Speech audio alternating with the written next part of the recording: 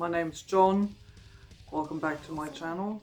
This is actually the first proper video we're doing for this, so it's not this is how we don't play. And I thought we're just gonna do something chill today. We're just gonna go hang out in Sonic Adventure 2.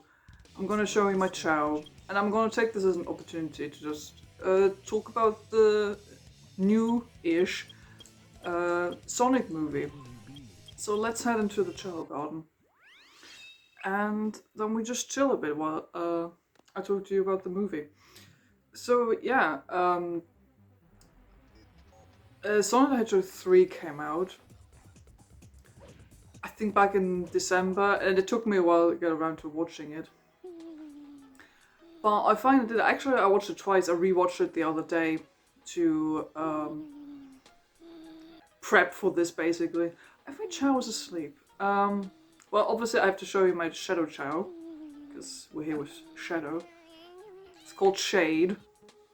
I was thinking about Shadow Jr., but I don't think the name fits, so have something to eat, Shade. So, let's talk a bit about the movie. Obviously, I'm probably gonna talk like some spoilers, but I think everyone's seen the movie by now, I think.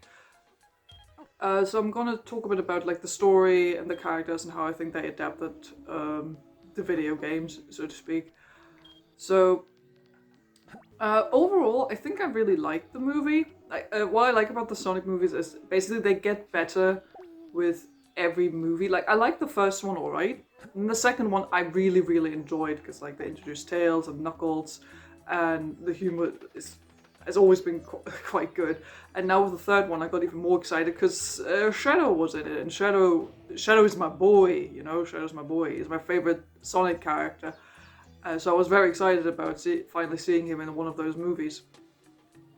And yeah, he was even spoken by Keanu Reeves in the movie, which I honestly didn't think in the beginning that they would do that they would manage to get Keanu for the role. But I mean, they got Idris Elba for Knuckles, which was already quite impressive, I thought.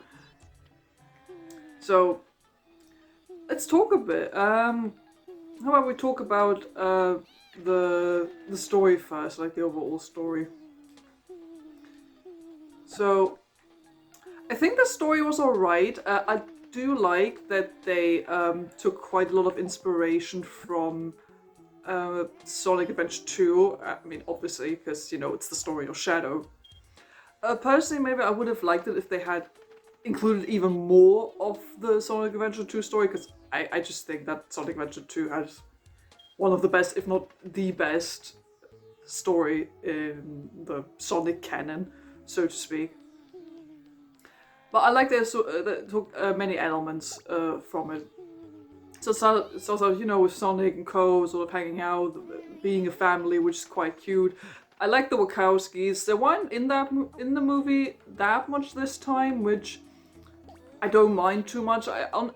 Dare I say, it would have been okay if they'd been included even a bit more. I don't know. But it's cute. I like seeing the family together, and I like that they have all developed like sort of a chemistry, hanging out with each other. And then we quite quickly actually get to the whole point of the story, that, you know, that the guys are meeting Shadow for the first time, and Shadow has broken out of, you know, the gun facility. In a quite impressive and really cool scene. I like seeing like all the chaos powers, chaos spear. Like, I like that it looks a bit like the combat in sort of quote unquote the later, like after Sonic Adventure 2 games. You know, they incorporated Shadow using chaos control in his combat and all that, zipping around, beaming around and all that. Even though I don't think they called it chaos. No, they didn't use chaos control in the movie, which is something I might come back to, actually. So they meet up with Shadow, and honestly I think the first scene we get with Shadow, where Team Sonic meets up with him in Tokyo, was really cool. Like, no human characters, just like honestly the Sonic characters battling it out, so to speak, with some humor sprinkled in there now and then.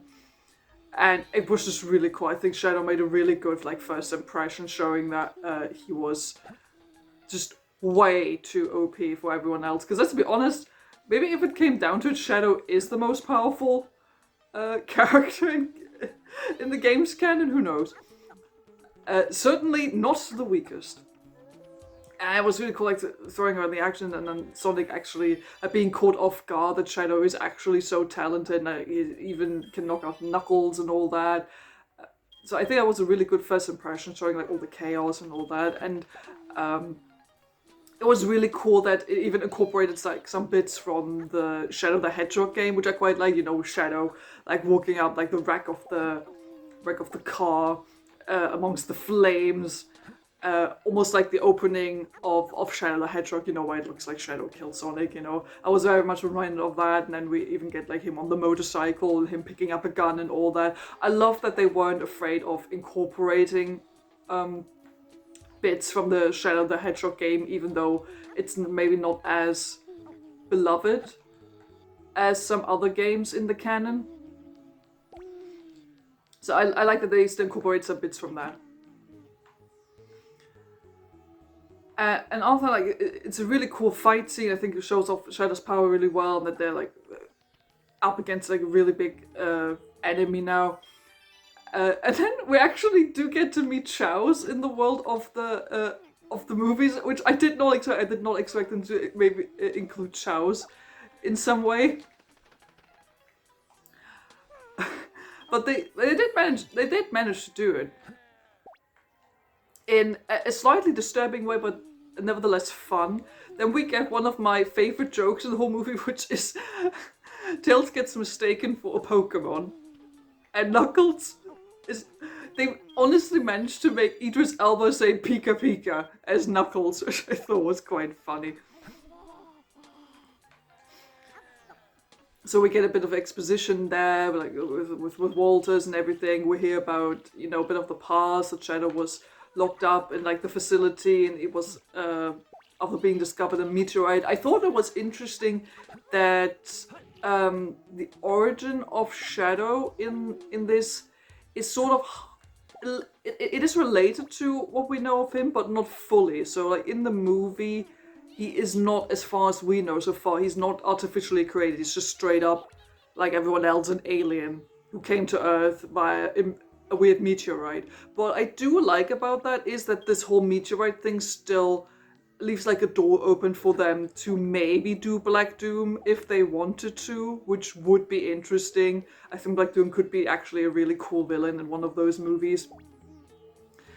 But they didn't, but like that way they didn't make it that Shadow was like artificially created via Gerald Robotnik, which is actually an aspect of Shadow's origin I find quite interesting, because, you know, Maria is ill, and Gerald tries to heal her, and in trying to do so, he helps. In order to, like, trying to help Maria, he creates Shadow. Where's my ghost Chao? My ghost Chao is supposed to be here. Why? Oh, I think he's still in kindergarten. Let's go to kindergarten. Yeah, they didn't include that, which is a choice. Personally, I liked it a bit more. I like it a bit more in the games, but at least they included that thing with the meteorite, which I quite like. So let's pick up Akari. It's my little ghost Chao. There he is. Look at him. He's a little ghost. And yes, he's a flying type, because I wanted a flying type to look like a ghost. So we get a bit of exposition, like, on how Shadow came to Earth and all that, and then they all eventually meet up at like the former gun facility. And then Shadow just scares the shit out of everyone. It's like just jump scare Shadow galore, which was quite funny. On the way to like the gun headquarters to pick up Eggman, I mean, Jim Carrey is always fun as Eggman. Jim Carrey's always been a little bit, he's great, obviously he's great, but his humor, or like how the humor is written for him in these movies, it's always been a little bit hit or miss for me. A tad too childish sometimes, a tad too weird for me sometimes, but still overall funny. And I like it. I like his Eggman. And he comes with them to like the gun facility. Akari, you're not done eating yet. You're gonna have lunch. And at the gun facility, Eggman then meets up with his grandfather, also played by Jim Carrey. So he plays Robotnik and Ivo. It's fun. They even call it out in this like stupid lampshading joke, which breaks the fourth wall. That was quite funny.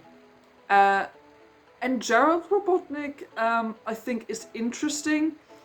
I like that he later becomes the villain, as we know also from the game. However, I kind of wish they had gone even a little bit more crazy with his character. Because, yes, sure, it's like, oh, he's weird, he's like a weird scientist, like his grandchild. But I think, I like how in this game, how in Sonic Adventure 2, you can see a Robotnik, like, Gerald Robotnik fell like really off the deep end. I'm just gonna go head out and switch up characters.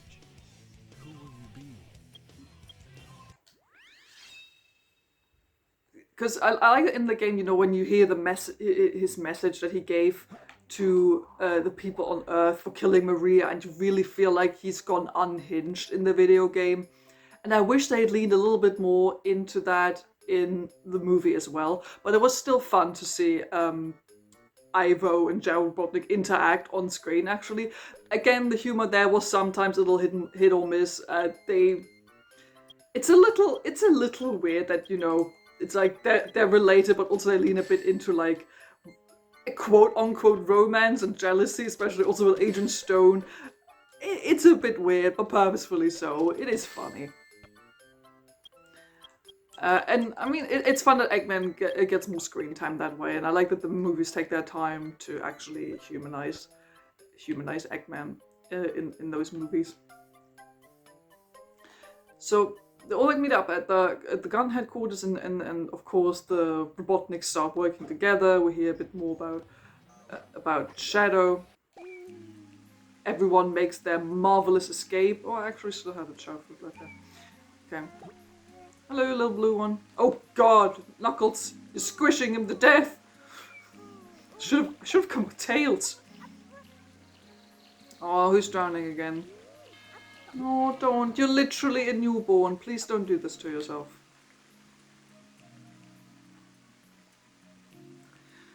So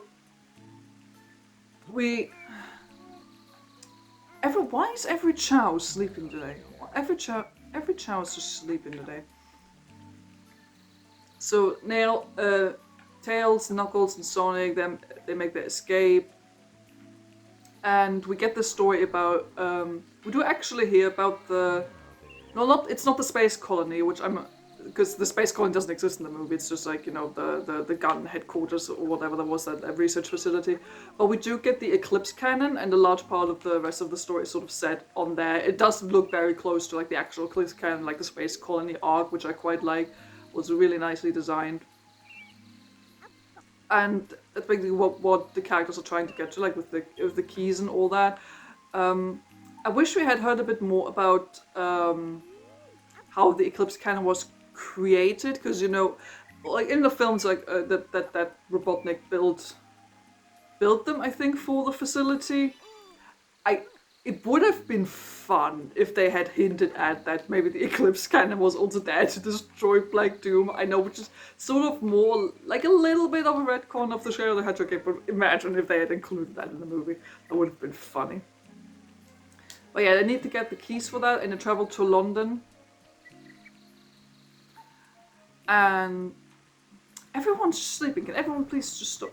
Where's my other Chao? Where's baby Chao? Baby? Where is baby? Where is baby? Honestly, I'll leave you alone for like 5 minutes. Can the camera please be my friend? Thank you. Oh, there you are.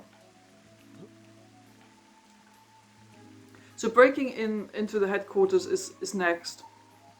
I just love seeing like strategizing, like how characters try to come up with a plan and to get in there, while at the same time the bad guys are also trying to get in there as well.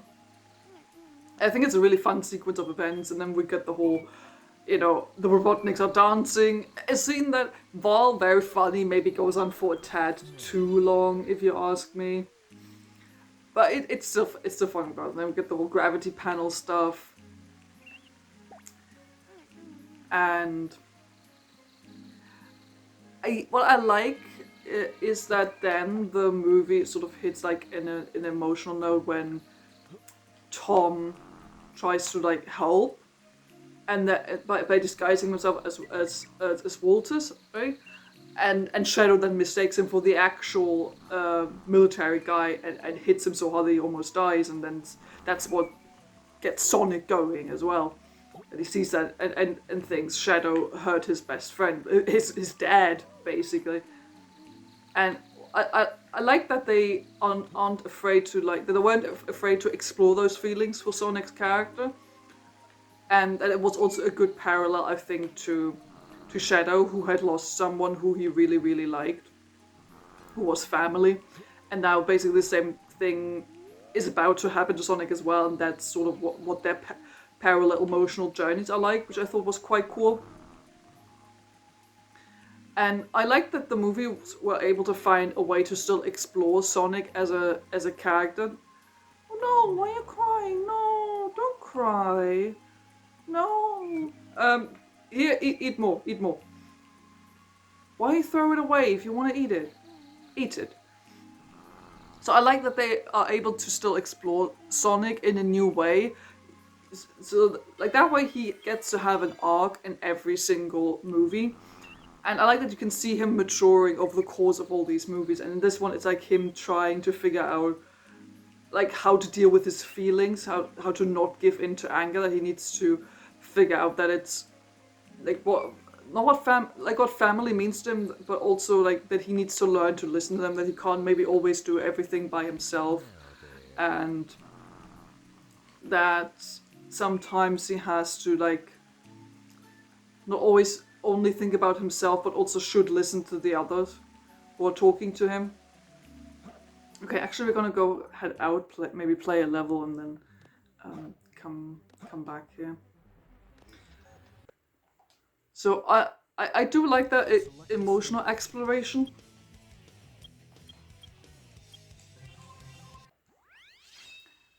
And basically the human characters are like out of the movie at that point. After Tom is like sent to hospital, which I honestly don't mind that much. And then it's basically just like Sonic and Co. Facing the bad guys essentially. Sonic like gives in to his rage and like turns supersonic, which is of course always badass. And then the fight that follows between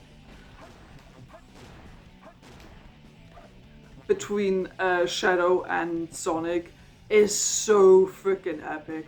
Like honestly, that was so much fun. And then like in the clash, Shadow actually turns super as well. That was so freaking badass. Honestly, I cheered so loudly when I saw the movie for the first time. Because that was so exciting. What the hell am I doing? Because that's just like the moment. That's the moment you were waiting for, right? And it's so fucking badass. And they do take the time for Shadow and Sonic to like actually do battle it out. They know that we want to see this. The two of them like going at it, fighting, seeing who's the better fighter.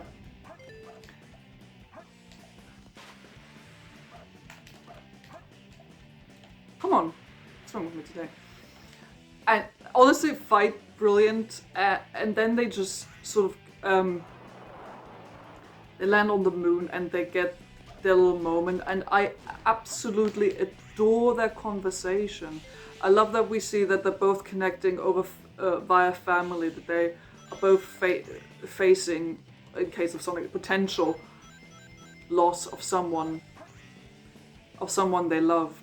And it's nice that you actually get to see how Sonic comes to understand what has happened to Shadow, this tragedy, and Shadow comes to understand via Sonic that just because Maria is gone doesn't mean the love that he felt for her is gone. That she's still family to him, even if she's no longer there. And meanwhile, we get like, you know, Chao Robotnik, meanwhile, like fully going off the deep end, trying to like activate the Eclipse Cannon, take out the entire planet. And when Sonic and Shadow see that happening, they, of course, they try to do their best to stop it. And then I love that they managed to put Live and Learn in there. I only wish they had included it for longer. Really lean into it, play the whole song. I wish they had included it for longer. I love that we got to hear it at all.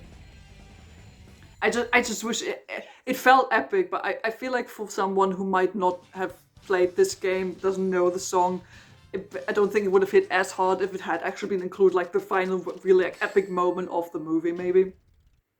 But still felt pretty cool. The cutaway from Live and Learn to Eggman getting spanked by his grandfather was a choice, honestly. That was a choice. Not immersion breaking at all. But hey, at least we get Shadow and Sonic fighting their way to the Eclipse Cannon. Final fight, I think, is pretty good. It's close to what we get in... It's close to what we get in this game as well, even though it does not have... It doesn't have the Bio Lizard. I honestly wish... I know they can't include everything from this game, but I just kind of wish they had managed to include the Bio Lizard in like some way, shape or form. That would have actually been really, really cool, but I know there's only so much you can do in special effects budget and all that. But imagine if we had gotten a full-on fight against the Bio Lizard. I don't know. Would have been cool, but I understand they also want to do something for themselves. They don't just want to copy the story. Just... Okay, you managed to get out. But I mean, it was still cool seeing Sonic and Shadow work together, and then Eggman also actually making like a bit of a turn as well. And I do love Eggman's final goodbye to Agent Stone because I really like their relationship in these movies. It's really fun. I love that that they do lean into the queer codedness of it all. Also, I mean, they basically confirm Eggman to be queer in this movie anyway, which was kind of fun. And seeing him say goodbye to Agent Stone was actually really emotional. I thought it was a good note to sort of end the story of this character on, I thought. Because I've always liked these stories where eventually, like, Eggman is not a hero, but I do like these stories in the Sonic games where there is like an even greater evil than Eggman. So him and Sonic have to work together to solve the problem. So I do like that, and then of course at the end, like in the game, we do get Shadow's sacrifice, which even though I did see it coming, still got me, just because, I don't know, it's my boy Shadow, okay, it's just my boy. Obviously, I mean, if you've played the games, you knew that he was gonna come back, even though honestly, they waited long enough for like the after credit scene that I thought, oh, maybe they did kill him off for good. No, they didn't. No, of course they didn't. So that was cool. I like Shadow's emotional sacrifice. We even see him taking him off his inhibitor rings, which was quite cool. Which is like an Easter egg for the people I think who know about these, like that we know what those mean. And then him emotionally sacrificing himself as the Arc or the Eclipse Cannon is pushed aside, and then it does actually manage to laser the freaking moon. Like, we do actually get a pissing on the moon in that movie, which I did not expect, but they did actually commit to it, and I hope they like keep the moon. Unlike the games, I hope they keep like the moon destroyed in the background throughout these movies. It would be so much fun. It would be really, really funny. And we get this emotional sacrifice, and the family reunites at the end. Tom is fine. And then we get to the after credit scenes. Shadow lives, obviously, which is great. I love to see him again in the future movie. And then we get the after credits. When Metal Sonic came in the forest, I was losing my shit. Honestly, I lost it. I got so excited. I did not expect them to introduce Metal Sonic like this early. Or it means this early. I didn't expect them to introduce Metal Sonic as like the next potential villain. Even though it looks like Metal Sonic was, because there were so many copies of Metal Sonic, maybe there is someone who is creating them, which would make sense. And then of course we have the entrance of Amy helping Sonic defeat Metal Sonic, which was so cool. Honestly, as soon as I saw the hammer, I was like, oh my god, it's freaking Amy. I'm so excited that we get to see Amy, who I think is a like pretty much underrated character, honestly, in my opinion. And honestly, if they nail her characterization, if they sort of write her similarly to what she's now like in Sonic Frontiers or in Sonic Boom, like sort of very witty, like an actual strong female character. Honestly, I think that would be really fun. I hope that they still sort of manage to keep it this a little bit that she has maybe a little bit of a crush on Sonic, but that she's not like obsessively like into him, like in some of the in the games of the 2000s. So I'm honestly looking really forward to seeing Amy in the future movies. Okay, seeing all my Chao now, how about we do some Chao racing, maybe, or some Chao karate. I'm honestly really excited to see Amy. And it was a really cool note to end the movie on. So the overall story, I think, is fine. Again, I wish they had leaned a little bit more into maybe the actual story of Sonic Adventure 2, because I just think it's a really good story to use as a basis. But I also understand that it's only like a 2-hour movie or something, so they have to cut some stuff. They also do their own thing. They have to include the human characters. So I get that. We're just gonna do some mushroom first. So I get that. I wish they'd done a bit more, gone a bit. The only main critique I have is I wish they had taken the time to dive a bit more into Shadow's character background. So to talk about Shadow as a character, I love Shadow. I still think he's one of the most interesting characters in the Sonic canon, even now in the movie as well. But I do wish they had detailed his story even a little bit more, because you get that, he was friends with Maria. They were basically like family. And he came from space and he was a bit strange, and then he lost her. And that's what made him so angry. I would get that.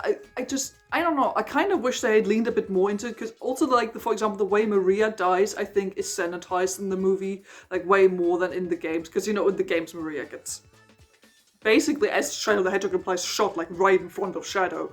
And Maria is the one who helps Shadow escape. I wish they had leaned a bit more into that in the movie as well. Gone even like maybe that a tad more dark. Honestly, I think that would have been quite interesting. Though I can also kind of understand why they maybe want to refrain from that. Basically, it's just me being like a Shadow fanboy and being like, oh, I wish they had just like explored Shadow as a character even more. But I mean, there is potential to do that in one of the future movies. I hope they do get to do that, because I think there's so much more you can do with Shadow as a character. What are we doing today? Oh god, these are really long. Let's just do. I don't know if little blue Chao is ready for that yet. He doesn't even have a name yet. I mean, it's little Sonic. It's basically supposed to be little Sonic, but we'll see. So apropos Sonic, I mean, I basically talked about his character already. I like that they managed to still include a character arc for him about exploring his emotions, that he needs to learn to listen to his friends, take their advice when it comes to like matters of the heart and all that. I did like that. For Tails and Knuckles, they didn't really get as much of an arc in this movie as in the second one, which was their introductory movie. Which is, however, somewhat understandable, because, you know, they did most of their stuff in the second movie, especially for Knuckles as well. I hope they manage to dive a bit more into their characterizations in future movies. Oh, little Sonic is not good at flying or swimming yet. I forgot about that.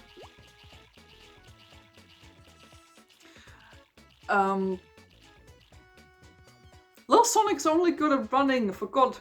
Why did I sign you up for this? I'm sorry. I'm a bad parent. I'm a bad Chao parent. The human characters, again, they're not really that important, like the Wachowskis. They're fun, but I think like the amount of stuff we got to see from them was alright. Eggman, fun. Honestly, I really like Eggman in these movies. Jim Carrey, I think, is a good choice. And what I like about Eggman is that they managed to like lean into making him look like the game version that we know of him a bit more like with every consecutive movie. So he looks pretty like neat and chic almost in the first movie, and they lean a bit more into his classic look with each movie. Like he gets his like his hair and his cool mustache in the second movie, and then now in the third one he's actually like sort of egg-shaped. You know, he's a round man. He's a round boy.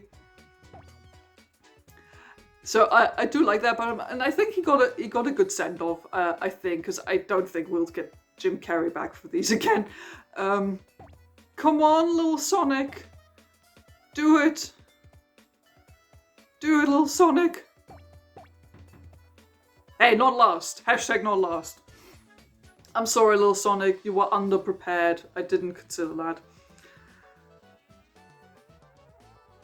So we've got Eggman. Anyone missing? Just shout out to Agent Stone. Basically, shout out to Agent Stone. I think he's a really fun secondary character, and his chemistry with Eggman was always a lot of fun.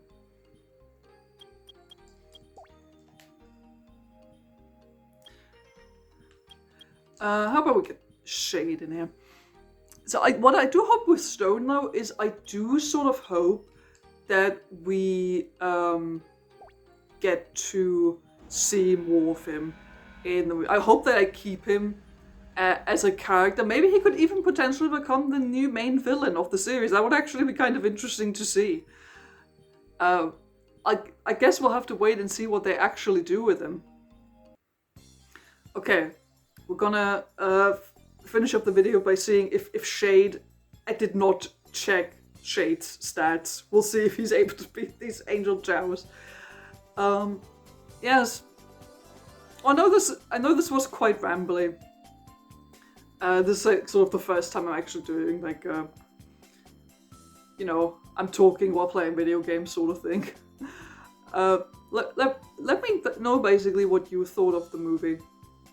I honestly think these movies are so much fun. Like, I think when we saw the first pictures of the Sonic movie back, I don't know when, like of the first movie, I honestly think no one thought that these movies would end up being so much fun and basically end up being like the best video game movies that we've gotten so far over the years. And honestly, I hope that they keep this going as a franchise. Like, I'm enjoying that Sonic as a franchise has enjoyed major highs in the last couple of years again, and I think movies are part of that also, because I think the movies managed to get new people interested in the games, like younger people, maybe people like my age who were born in the 90s who may have children now, managed to get their kids interested in Sonic that way. So yeah, honestly, it's a lot of fun seeing these movies, and you can see that people have a lot of passion for them. And if they keep up this passion for these movies and still manage to get like all these really cool actors like Keanu Reeves and Idris Elba and Ben Schwartz and even the original voice actors for Tails, that is honestly some great work, and I love that people are actually taking this seriously. So honestly, I hope they keep this up. I'm really, really excited for the fourth movie because they tease so many interesting things now. And hey, Shade actually won that little race. So that's it from me for this one. I hope it was relaxing, just hanging out, talking a bit about the movie, seeing some Chao. If you're interested in me showing you some more of this game, some other Sonic games, or whatever, leave a comment down below. Also, of course, tell me what your thoughts and opinions are on the movie. I do actually kind of want to do like a Let's Play of Adventure 2 at some point, just because it's my favorite. It's my favorite Sonic game. So maybe that's what I'm gonna do at some point in the future. As for next bigger projects, I do plan on making another This Is How We Don't Play sometime like close in the future, because the Game Grumps decided to start playing Sonic Adventure 2 again. And from the looks of it, oh boy, there's a lot to talk about. So that's probably going to be the next big project on the channel, so keep an eye out for that. So yeah, thank you so much for watching, for hanging out with me, spending a couple of minutes with me. Again, if you have any thoughts and opinions, drop them down in comments below. Love to hear them. Thanks for watching. Don't forget to like and subscribe if you haven't done already, and I'll see all of you soon. Goodbye.